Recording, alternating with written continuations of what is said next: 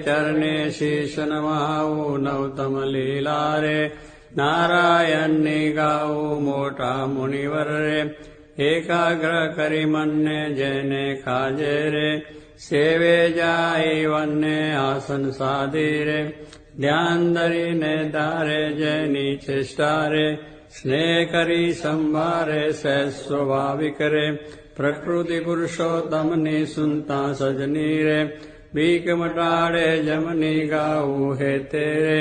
હરિના ચરિત્ર સંભારી પાવન કરજો રે પ્રભુજી બુદ્ધિ મારી સહેજ સ્વભાવે રે